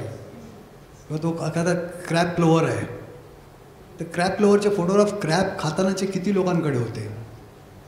ते हळूहळू competition, that is the advantage of competition. कॉम्पिटिशनमध्ये जेव्हा प्राईज घेतली, अरे हां याला तोंडात क्रॅब आहे क्रॅब फ्लोवरच्या, ते लोकांना कळायला लागलं की असा फोटोग्राफ मिळायला पाहिजे. मग लोक त्याच्या मागे लागायला लागले. पण त्यावेळेला काय होते की आता इथे पर्सच्या ठिकाणी सांगतो, मी जेव्हा फोटोग्राफ करायला तिकडे बसलो ना, समोर कॅमेरामन दुसरा दिसतोय मला फ्रेममध्ये. एवढे तर दाटीने लोक बसलेले असतात आजूबाजूला. तेच आज टायगर, पक्षी कशाला, टायगरचं पण तेच झालं आहे ना. हां, इवन आता आपण फोटो बघतो तर टायगरचा फोटो बघितला की मागे कुठेतरी जीप दिसतेच एखादी फ्रेममध्ये त्याच्या. त्याला काय अर्थ नाही. मी तर गेल्यात सांगतो ना, मी मला वाटते 15 काय जास्ती 20 एक वर्षापासून, 20च्याही अपेक्षा जास्ती वर्ष मी वाघाचे फोटो काढायला गेलेलो नाही. खरं सांगतो तुम्हाला. मला ताडोबाला लोक मागे लागलेले असतात, अरे बिवा सर या ना तुम्ही, या आमच्याकडे या, असं तसं. तुला भेटायला येईन मी, म्हणजे ताडोबात मला जायचं नाही. कारण काय अर्थच नाही राहिलं ना. आता पूर्वी पिकनिक आणि कोणी यावं आणि मोबाईलवरती आज फोटोग्राफी करणं. आज सातारसारख्या ठिकाणी एवढं लांबून आला तो दिल्लीवर नाही आलेला, मी मुंबईवरनं गेलो, मला थोडं खर्चिक होतं, पण त्याला त्यांनी खर्च करून आला होता ना. तो माझ्या बाजूला बसून मोबाईलनी फोटो काढत होता. आणि हिमालयातले ब्लड सगळे ते. आणि त्याच्यातलं त्यानं मी एका ठिकाणी सांगितलं, म्हटलं आता थांबा जरा, म्हटलं क्वेल येते, माउंटन क्वेल खाली, आणि ती ऑरेंज ब्रेस्टेड माउंटन क्वेल म्हणून आहे आपल्याकडे, फार सुंदर पक्षी आहे, एक छोट्या कोंबडी एवढा असतो. ती येते, म्हटलं राईट साईडनी येते तर आवाज करू नका. सर कैसे, म्हटलं कॉल आया है उसका, वो शायद आता होगा तो जरा शांति बैठो. और बोलो ये मशीन गन है ना, सब बंद करो. सगळे आपल्या आला पक्षी की ड्र ड्र चालू त्यांचा, म्हणजे बस मोडवर टाकून शूट करतायत. म्हटलं बंद करो यार, एक पिक्चर निकालो, कड़क कड़क करके आराम से चलो, गो लाइक अ टॉट, I mean hair, I mean a tortoise, not the hair. तर मग ते, आणि ते आलं पक्षी आला मस्त समोर फोरग्राऊंडला आल्यावरती फोटोग्राफ भेटले. पण ते सुद्धा मला नंतर म्हटलं काय करतोय आपण, याच्यात थ्रिल नाही काय. ते बेटेड फोटोग्राफी, म्हणजे तो त्यांनी हाईट लावली आहे, त्याच्या पुढे त्यांनी असं थोडंसं सारवलेलं आहे, किंवा सारवलेलं नसेल पण ग्राउंड आहे, त्याच्यामागे रॉक वगैरे वॉटरचा एक छोटीशी बॉडी केली आहे, तो पाणी भरतो तिकडे, आणि फांद्या लावल्यात पर्चेससारख्या, त्याच्यात खिळे मारलेत मागे, त्याच्यात तो पपई वगैरे असं काय काय लावतो. तिथे पक्षी येतात खायला आणि तुम्ही तिथे बसून फोटो काढायचे. म्हणजे 15-20 जातीचे पक्षी तर आरामात एका ठिकाणी एका हाईटमध्ये बसून मिळतात. त्यात थ्रिल काय राहिलं. मग ते फक्त तुमचं पोर्टफोलिओ वाढवण्यासाठी. आणि दुसरं एक आलं आहे माहिती ना, आम्ही बर्डिंग करतो तेव्हा अरे फोन करतो, अरे हा बघितला तो बघितला. आता कसं आहे लाईफर एक नवीन प्रकार आला आहे की मला पहिल्यांदा दिसला मग तो माझ्यासाठी लाईफर नाही. आता आसामला मी होतो, आसाममध्ये ते ईगल नेस्ट नावाचा जो हे आहे भाग आहे तिकडे, ते लायचीला जो पक्षी सापडला ना तो तिकडनं रिपोर्ट झाला आत्ता. असा तो रिमोट म्हणजे आपले नॉर्थ ईस्टचं जे फॉरेस्ट आहे ना ते अजूनही म्हणजे इट्स अ बून. अजूनही तिथे नवीन स्पीशीज सापडत आहेत, साप सापडत आहेत, पाली सापडत आहेत, पक्षी आहेत. तर अनएक्सप्लोर्ड भाग आहे बराचसा, कारण तिकडे ते बाकी पण प्रॉब्लेम्स आहेत, ते नॅक्सल आणि याचे त्यांचे ते आसामचे गरिलासचे वगैरे, आणि बराचसा आर्मीचा भाग आहे. त्यामुळे तिकडे जास्त जंगल एवढं डेन्स आहे की विचारू नका. हत्ती पण आहेत तिकडे, सगळंच आहे, काय नाही असं नाही. तिथे ह्याला आपल्या ईगल नेस्ट जी सँक्च्युरी आहे तिथे पण हेच चालू होतं. गेलो की तो लगेच तिकडे तो बर्ड कॉल काढायचा, वाजवायचा, आणि ते आऊलचा कॉल दिला की ते वॉर्बलर्स असतात ते लगेच धांदल होते त्यांची, ते बाहेर येतात बघायला काय झालं, कुठे आलं. मी त्याला सांगितलं, म्हटलं हे चुकीचं आहे, अरे बंद करतो. सर लेकिन वो टुरिस्ट आते ना वो बोलते की तुम बजाओ कॉल. बिझनेस झाला.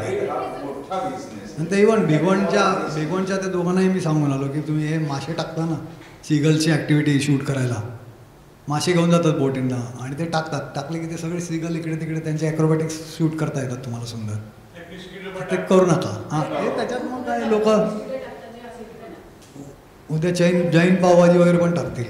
आपल्याकडे कसं मुंबईच्या गाठ्या खायला थांबलाय. आणि त्यात तो सिरियसनेस नाही राहिला काही. म्हणजे तो जो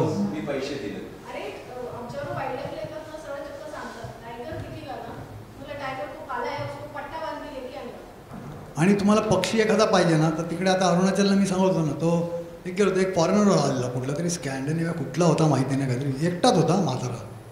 आणि तो आपले बायनोक्युलर घालून टोपी बिपी टिपिकल एकदम बायनोक्युलरमध्ये पक्षी बघायला. तो माझ्याबरोबर तो मी म्हटलं पुण्याचे डॉक्टर होते माझ्याबरोबर, त्यांचा मुलगा होता, तो अचानक तिकडे भेटला. त्यांनी त्याला विचारलं, हॅलो सर कुठून आहे? तर हॉलंड का काहीतरी तिकडनं आलेला. अच्छा, I am a border. You know, bird watching is the fastest growing hobby in the world today. So there are a lot of us people moving around, and India has always been on my wish list to come here. And so, yeah. So how many lifers did you see? तर त्याला काय ते कळलं नाही. गेला मग नंतर आम्ही नाश्ता करायला येऊन बसलो. अरे मूर्खा म्हटलं, त्याला लायफर विचारतो. तो आयुष्यात पहिल्यांदा भारतात पाय ठेवला, तरी कावळा दिसला तरी त्याला लायफर आहे, चिमणी दिसली तरी लायफर आहे त्याला. म्हटलं लायफर काय लावलं, बंद करा म्हटलं. आणि दुसरं एक काय माहिती आहे, रेकॉर्ड शॉट. ते खूप आहे, ते टाळा, हा घेऊ नका. म्हणजे चांगले फोटो काढा तुम्ही रेकॉर्ड शॉटच्या मागे.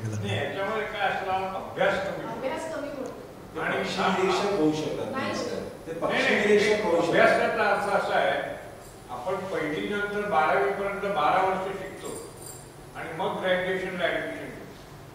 असं प्रत्येक विषयामध्ये कोणतेही डॉक्टर ते झाले की लगेच ऑपरेशन करायला सुरुवात करत नाही, त्यामागे अथक परिश्रम आहे. तसं प्राणी पक्षी यांचे हॅबिट्स ते सगळ्याचा अभ्यास तुमचा असेल तर तुम्हाला तसं वेगळं काम करू शकतो. कारण मी असं ऐकलं होतं कधी दिवस सांगेल की काही ज्यांच्याकडे अतिशय सुंदर वाईल्ड पिक्चर होतं तर ते म्हणे पूर्ण दिवसभर घेऊन एकटेच जातात, कोणाला घेऊन जात नाही. ते जवळजवळ 1 लाख रुपये वगैरे त्याचं चार्ज आहे. नाही आता पूर्वी आता हे अधिक शिरोडकरांचं नाव घेतलं. अधिक शिरोडकर म्हणजे मला मी अधिक काका म्हणत होते ना, आमच्या घरच्यासारखंच रिलेशन. ते किंवा काकूबाई म्हणजे आपल्याकडचे सगळ्यात नामचीन वाईल्ड लाईफ फोटोग्राफर आहेत, ते लोक फोटोग्राफी करायचे. ते त्यांची फोटोग्राफी बघितली आणि आत्ताची जी फोटोग्राफी आपण बघतो तर जमीन आसमान फरक. बेसिकली काय होतं की ते जायचे तर ते पैसेवाले लोक आहेत, ते जाऊन हत्ती घेऊन जंगलात जायचे हत्तीवरनं. आता हत्तीचं कसं आहे की तुम्ही हत्ती ऑफ रोड जाऊ शकतो. म्हणजे असे त्यांच्याकडे फोटोग्राफ्स आहेत की हत्ती वरती ते बसले आहेत आणि वाघ असा खाली आहे आणि त्यांनी फोटो काढले तेवढ्या जवळ. आणि नॉर्मल लेन्सनी फोटो काढले, फुल फ्रेममध्ये तो वाघ पण नुसतं एवढाच घेतला वाघ. आणि नॉर्मल लेन्स किती बसणार, 15 फुटावर 16-18 फुटावर ना. असं चित्ते चित्ता होता आणि त्याची ती फिमेल आणि त्याची 6 पिल्लं होती लाईनी. आणि ती अशी किस्सा आहे त्यांच्याकडे, ते सांगतात ना की आम्ही फिरलो आणि त्या गाईडला, तो गाईड त्यांच्याकडे गाईड होतो ना, तो आता आपण समजा गाईडला किती 5,000 रुपये देऊ, तर ते 50,000चा गाईड घेऊन जातो. तिकडचा बेस्ट गाईड असतो त्यांच्यावर असतो. मग त्यांच्यावर तो 8 दिवस असतील तर 8 दिवस तिकडे बुक, तो त्यांच्यावर जेवणार, त्यांच्या रिसॉर्टमध्ये राहणार, सगळं त्यांच्यावर असं, एवढं त्याला रॉयल ट्रीट करतो. त्यामुळे तो त्यांना तेवढा एफर्ट्स पण घेऊन हे करतो. तो मला सर चित्त्याची फिमेल आहे, तिने 6 पिल्लं घातले आहेत, तर ते कदाचित चान्सेस आहेत बघूया. तर त्याला हे लोक चॅलेंज नाही, हां चलो. मग तिकडे गेले आणि त्यांनी गाडी लावली एका ठिकाणी, समोर झुडूप होतं, काही नाही. बसले 1 तास 1.5 तासभर. ती मादी बाहेर आली, बसली इकडे तिकडे बघितलं, यांच्याकडे पण बघितलं आणि हे समोर आहेत. आणि नंतर मग मागे वळले आणि ते चित्त्याचा कॉल माहिती आहे मांजरीसारखा आहे काय, आपण कॉल दिला ते 1 पिल्लू आलं धावत.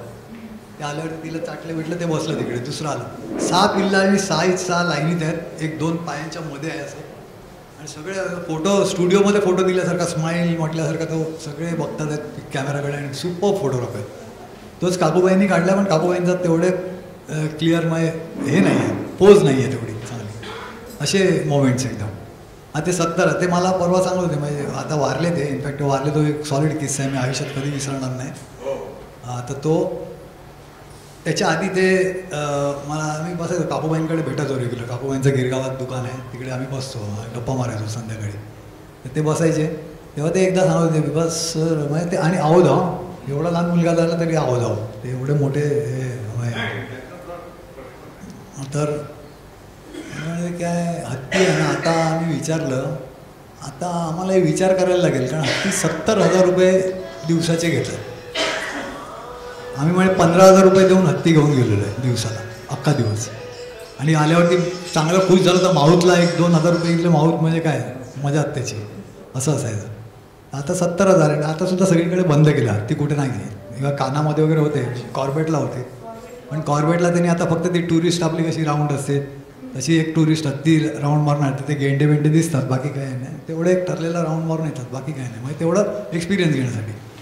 पण ती जी फोटोग्राफी ती गेली, आता संपलं. आता तुम्ही जीपमधूनच जाऊ शकता ना, जीप ऑफ रोड करायला अजिबात चान्स आहे. टायगर शो बंद झाले. ते टायगर शो थोडं अति झालं होतं.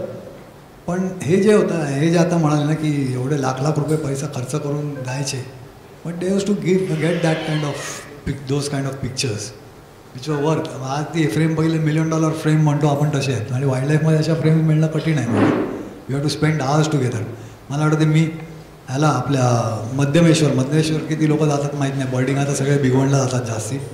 मध्यमेश्वरला सुरुवातीला आम्ही BNHSच्या थ्रू आम्ही ऑर्गनाईज करतो प्रोग्राम तिकडे, मी आणि उल्हास राणे तिकडे जायचो. तिकडे मी एक दिवस पाण्यात उभा होतो, जवळजवळ 2.5 तास मी त्या पाण्यात उभा होतो. आणि मला त्या ह्याचे एक ग्रीपचे पिल्लं होती तिकडे, ती बाहेर येणार होती. मग ती बाहेर यायची तिकडनं आणि आत जायची परत. ते मला पिक्चर्स पाहिजे. मी रीडमध्ये उभा राहिलो जाऊन, आणि तिला ते लक्षात आलं असणार. म्हटलं तरी पण थोडा वेळ जाऊ दे. ती बाहेर आलीच नाही शेवटपर्यंत. आणि मग नंतर जवळजवळ 2.5 तासानंतर ती बाहेर आली. ती आली, एक अक्षरशः राऊंड मारला, त्याच्यामागे ते 3-4 पिल्लं, आणि परत गेली आतमध्ये. तेवढे पिक्चर्स मला मिळाले. आणि त्याला म्हटलं बस झालं, आता काय ती परत येणार नाही. आणि आली तरी काय वेगळं काय मिळणार आहे ना. तर मी लिटरली, मला पायच नाही येत असं वाटत होतं तेव्हा. म्हणजे नम झाले होते पाय त्या थंड पाण्यात. लक्षातच नाही आलं. पण ते असं असते. आता माझी मुलगी व्हॅली ऑफ फ्लॉवरला गेलो की 8 तिला एक दिवस कॅमेरा दिला, मला D100 तिच्याकडे दिला, म्हटलं काढ शूट.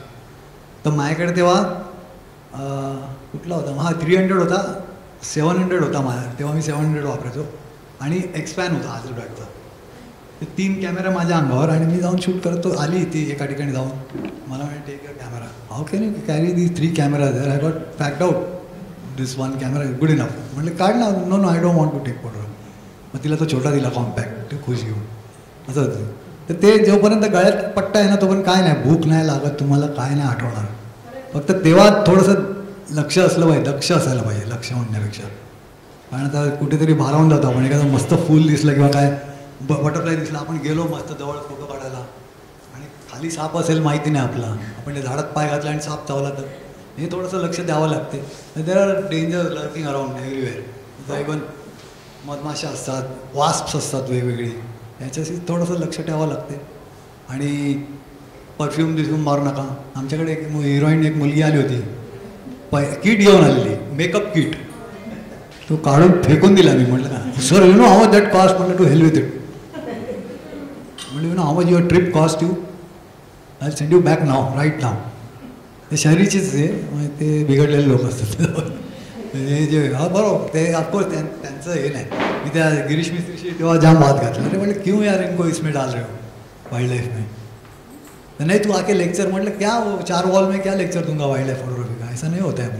अच्छा तू क्या करेगा. मतलब उसको 2-4 दिन आउटडोर लेके जाना पडेगा. कर चल. मग त्यांना मी सांगितलं बाबा तुम्ही इथे पोटा पाण्याच्या फोटोग्राफीसाठी आलाय. हे म्हटलं हे लष्कराच्या भाकऱ्याची फोटोग्राफी आहे वाईल्ड लाईफची. त्याच्या भानगडीत पडू नका तुम्ही. पण असंच लिजर म्हणून कधी वाटलं एक ब्रेक पाहिजे ऑफकोर्स इज ऑलवेज ओपन. त्यांना बिगवंडलाच घेऊन जायचो. तिकडे दोन्ही टेरेन मिळतात ना, ते लँडवरचं पण आहे आणि पाण्यातले पण आहे. मजा यायची पण. आणि तेव्हा मग त्यांना रात्री स्टार ट्रेल देते बरंचसं काय काय करायला मिळायचं. म्हणजे आता हे जंगलातलं तुम्ही संगीत ऐकलं, पण आज तुम्हाला आश्चर्य वाटेल आपल्याकडे फेमस गझल सिंगर जसविंदर सिंग आलेले. अरे आणि त्यांना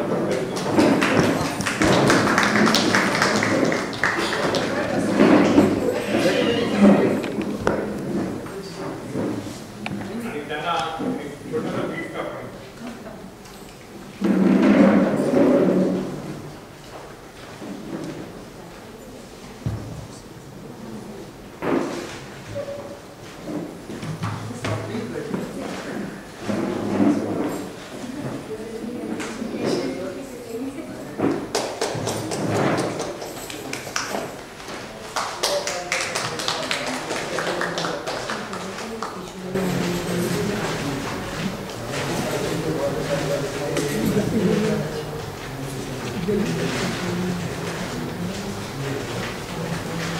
सर आपको मैंने थोड़ा टाइम लिया इसीलिए कि थोड़ा आपको आइडिया आ जाए कि यहाँ क्या चल रहा है. तो थोड़ा आप बात कीजिए तो सबको अच्छा लगेगा. ऐसा है कि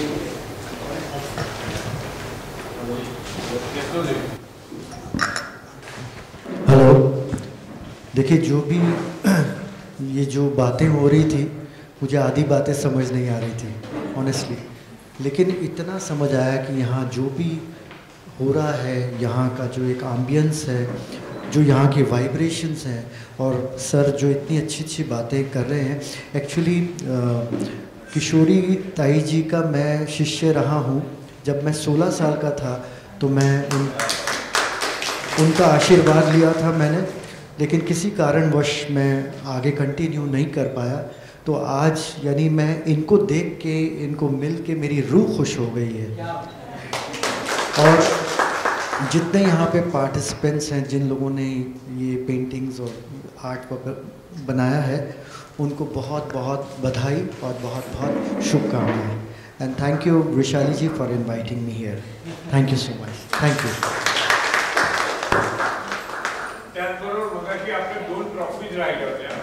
त्या आपण मला वाटतं अनिता सिंग आलेल्या.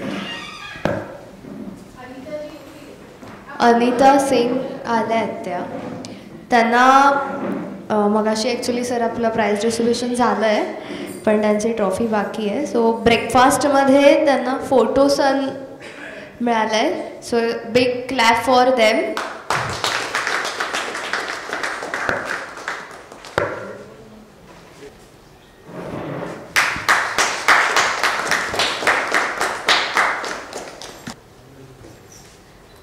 अनित्याजी तुम्हाला ट्रीजमध्ये सुद्धा फोटो ज्युपिटर प्राइज मिळालेला आहे. So once again congratulations. Big clap for them.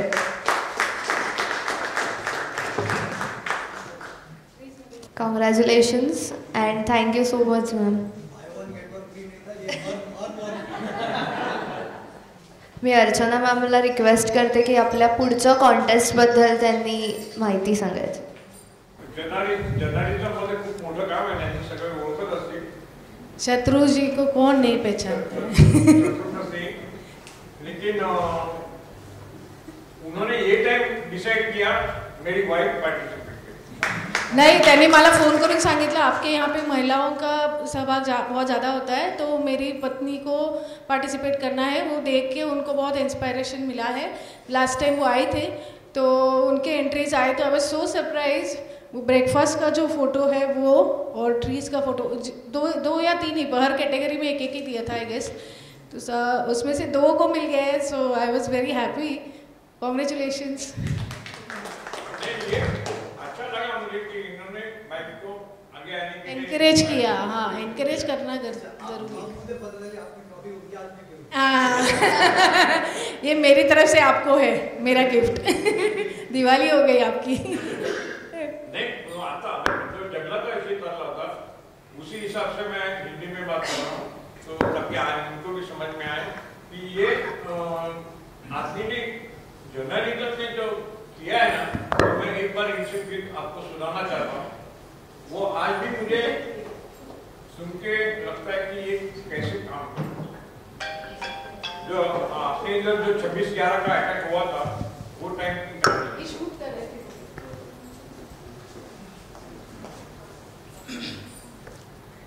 मेरा नाम शत्रुघ्न सिंह है। हाँ, मैं पिछले 30-35 साल से वीडियो जर्नलिस्ट के तौर पे काम कर रहा हूँ। दूरदर्शन हो, आज तक हो, NDTV हो, जी न्यूज़ हो, अभी टाइम्स नाउ के लिए करता हूँ। इस दौर में मैं बहुत सारे जगह पे कवर किया है, चाहे अक्षरधाम हो गुजरात का, अर्थक्वेक हो, लातूर का हो या कच्छ का हो, सब कवर किया है। लास्ट मेरा था जब भी कसाब वाला अटैक हुआ था, तभी हम लोग ऑलमोस्ट 1 हफ्ता घर से बाहर ही थे, एक जगह पे फिक्स ओबरॉय के पास। मेरी ड्यूटी लगी थी रात को 12 बजे के बाद मेट्रो पे, जहाँ पे फायरिंग हुई थी, जहाँ पे ऑफिसर्स वगैरह घायल हुए और कुछ का देहांत भी हो गया। वहाँ पे मुझे गोली लगते लगते बची, क्योंकि मेरे बगल में जो ऑफिसर थे उनको गोली लगी थी और उनके बगल में मैं था। तो वो मैं अपना सेकेंड जन्म समझता हूँ। बस इसी तो चल रहा है, कैसे भी अभी भी कर ही रहा हूँ काम, ऐसा नहीं। तो बस नहीं है। फोटोग्राफी मेरा हॉबी है, जो मैं 90 में छोड़ चुका था, लेकिन अब मैंने फिर से चालू किया। तो लास्ट टाइम वाइफ आई थी साथ में, तो उनको थोड़ा इंटरेस्टिंग लगा, बोले ठीक है आप भी करो। तो वो प्रोफेशनल फोटोग्राफर नहीं है, मेरे साथ में रहती है, मैं घर में कुछ ना कुछ करते रहता हूँ, तो वो भी साथ में करते रहती है। तो मुझसे ही थोड़ा बहुत सीखा है उन्होंने बस। आप उसके मेंटर हो ना।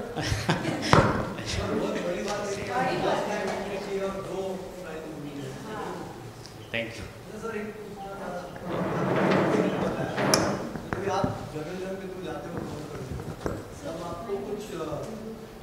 आपको कुछ सेल्फ कवर कुछ रहता है या कोई प्रोटेक्शन के लिए आपके पास कुछ रहता है? नहीं, ऐसा राइट्स वगैरह कुछ रहेगा, या जब हम लोग एब्रोड जाते हैं, जैसे वॉर एरिया में जब रहते हैं तभी हमको प्रोटेक्शन मिलता है, बाकी जगह कोई प्रोटेक्शन नहीं। ओके। बाकी तो अभी जब भी हमें उनको गोली लगी तभी आपके पास कुछ नहीं था, हेलमेट वगैरह सिवाय कैमरे के। ओह, तो हमें पता ही नहीं था कि क्या होगा, पता है। हाँ, अंदाज़न फायरिंग हो रही है। अभी रिसेंटली कल या परसों न्यूज़ में था कि इजराइल का जो चल रहा है उधर, उसमें भी वो जर्नलिस्ट केस में भी कुछ मारे गए। वहाँ पे प्रोटेक्शन वगैरह रहता है, वहाँ पे इंश्योरेंस वगैरह रहता है। अच्छा, तो वो उनके साथ में रहते हैं, यहाँ पे कुछ भी नहीं है। लेकिन इमेजिन करो, मैंने वो आपको सबको क्यों सुनाया, क्योंकि ये वीडियो शूट कर रहे, वहाँ पे शूट कर रहे, तो बाजू का ऑफिसर को गोली लग के नीचे गिर पड़ा, तो नॉर्मली क्या होगा, आगे भाग जाएंगे, भागे। हमें पता ही नहीं था कि उनको लगा है, तो अंदाज़न फायरिंग हो रही है, लेकिन हमें शॉट लेना है।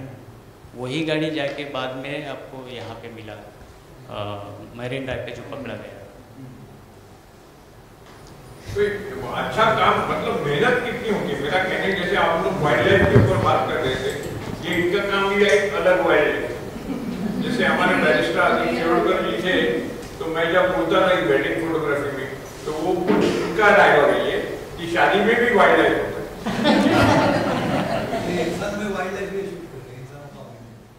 मैं जाता हूँ कभी कभार, कभी नहीं, ऐसे भी मैं जाता हूँ कभी कभार, ज़्यादा तो नहीं। काम से अगर फुर्सत मिला तो थोड़ा बहुत। Thank you. कोणाला काय विचारायचं असेल अजून तर सरांना विचारून की आपल्याकडे एक थोडा वेळ आहे, एक साधारण 5-10 मिनिटं आहेत.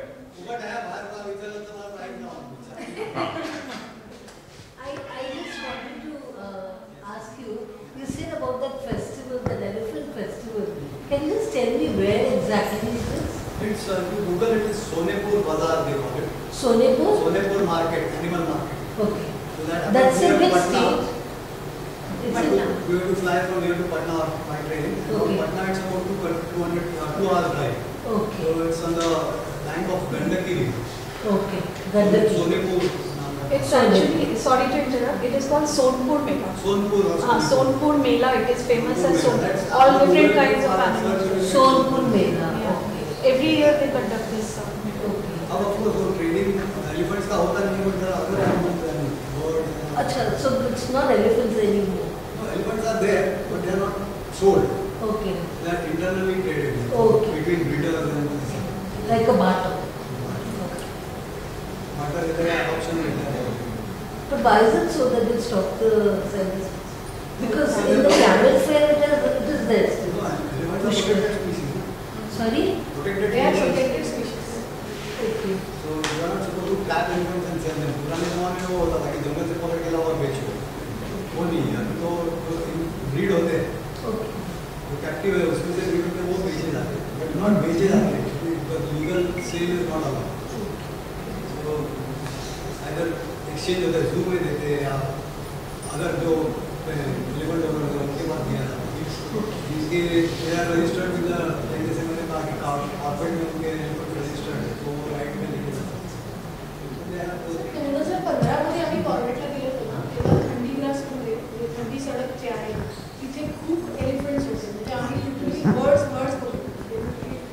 विस्ता बर्ड असे खूप बघितले. पण आत्ता आम्ही जेव्हा गेलेलो अजिबातच एलिफंट्स नाही आहेत. But the reason me told is कोविडमध्ये ते मायग्रेशन आणि नदी सरकली आहे, त्यामुळे त्यांना वॉटर सोर्स नाही आहे. So they migrated from there, so that whole patch is now close. Right, actually, like animals like elephant, they are always they live in herds. तो बड़े छोटे बच्चे वगैरह सब खाली मेल रहता है, वो अलग से घूमते रहता है. And when it is in musk or when it is in the meeting, this it comes to the. एक मैंने बहुत अच्छा कॉर्बेट का ही देखा था कि वो मेल एलिफेंट आया और ये कुछ 16-17 एनिमल्स का हर्ट था पूरा, फ्रॉम मदर्स टू काफ्स और सब. वो जैसे ही आया ना, ही वेंट अराउंड, कितना सोशलाइजिंग होता है देखिए. वो he went around each and every, like हम लोग जाएंगे कहीं बालवाड़ी में जाएंगे तो हर बच्चों को ऐसे हम लोग टैप करेंगे, वैसे ही went around with this trunk to tap each and every small baby and walk around. Then just pass by some female, maybe ऐसे उसको कुछ गुफ्तगू बोला होगा ऐसे करके. That whole thing could be seen like a big story going on there, beautiful. And then he walked away again into the jungle. Male का बहुत अच्छा ये था. तो I had taken a picture. हाँ या बहुत ये रहता है, लाइक उनका attachment is there. All the social animals actually, even monkeys if you see, that social angle is always there. हाँ, very strong. They remember, I mean, वो ऐसे केसेस है कि they have remembered people after so many years. वो सुनने में आता है उनको. Very nice animal actually, very docile and gentle. तभी तो गणेश जी के सर पे है, मैंने बॉडी पे है.